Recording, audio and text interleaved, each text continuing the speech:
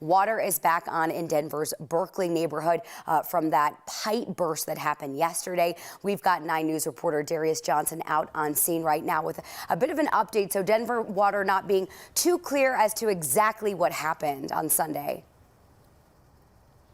Denver Water says the cause right now is unclear, but that pipe was about 2 feet long and it was about 100 years old. They say some of those factors that could have caused that water main break could include that material or even the change in temperatures that we've had recently. But instead of trying to determine an exact cause, they say right now the focus is cleanup and repairs in this neighborhood. Now on Monday, many of these residents in the Berkeley area spent their time cleaning up the mess left behind after that 24-inch pipe burst Sunday afternoon. That pipe sent water spewing into several streets and into people's homes. Bob Carnes is a project manager with Workshop Colorado, and he says his home was finished and ready for inspection. That's until the water came rushing in, leaving gallons of water to be pumped out and pounds of mud.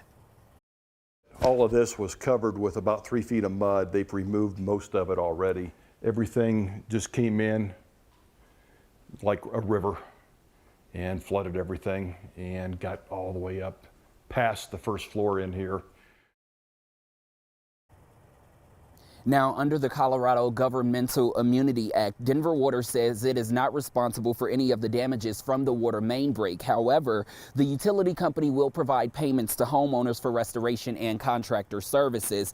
Right now, we're still waiting to hear back from Denver Water to exactly see how that will work for homeowners and if they'll be able to work with different vendors who may not be affiliated with Denver Water, Erica.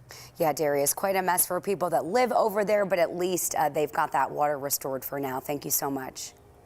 Other news now, a bill that would make it a felony to have or give out more than 1 gram of fentanyl in Colorado is heading to the state Senate now.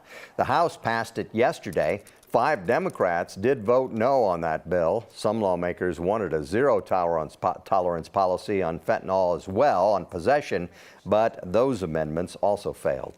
Governor Polis says all tax-paying Coloradans will get some extra money this summer. It's a rebate from the Taxpayers Bill of Rights, or TABOR, that requires the state to give excess revenue back to taxpayers. People who file single will get $400. Couples will get $800. It's for anyone who files their 2021 state income tax returns by May 31st.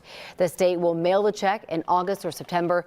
Now, normally TABOR money is paid out in spring of the following year. Governor Polis says he moved it up because he thinks people need the money right now.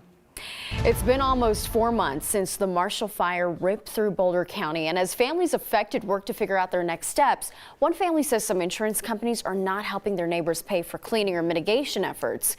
We talked to Jen Cowish. She says that her family still hasn't moved back into their home in Superior because she says her daughter was getting sick from the smoke damage.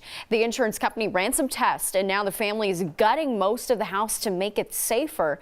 Insurance is going to cover the cost to clean her house, but they tell her she tells us that some of her neighbors are still fighting to get that help. People are starting to find other resources like moving in with family members or paying out of pocket to stay at a hotel, which again is a huge ask that they should not be asked to do. The state says if a company does not agree to testing, people can hire their own group to do it. If testing supports, the results support the homeowner's concerns, insurance could reimburse for testing and cleaning. If none of that is happening, call the Division of Insurance to file a complaint, and they say they're going to look into it for you. One family we have been following since the Marshall Fire are the Farringtons. 9 News reporter Katie Eastman and photojournalist Brian Wedland checked in with them. They learned about a farm that is taking care of some of their family members. Everyone has a favorite food. It wasn't enough, was it? And pigs are no exception. Who doesn't love peanut butter? At Love and Arms Animal Sanctuary, the residents get the best treatment because they didn't always have this kind of life. Some of our animals come from farms that go out of business, and people abandon them. We get phone calls, and they have come from a case of abuse and neglect. Their most recent residents are a little different. Hey, ladies! Nick, Katie, and their girls bring their chickens their favorite food to Love and Arms. All right, you ready, girls?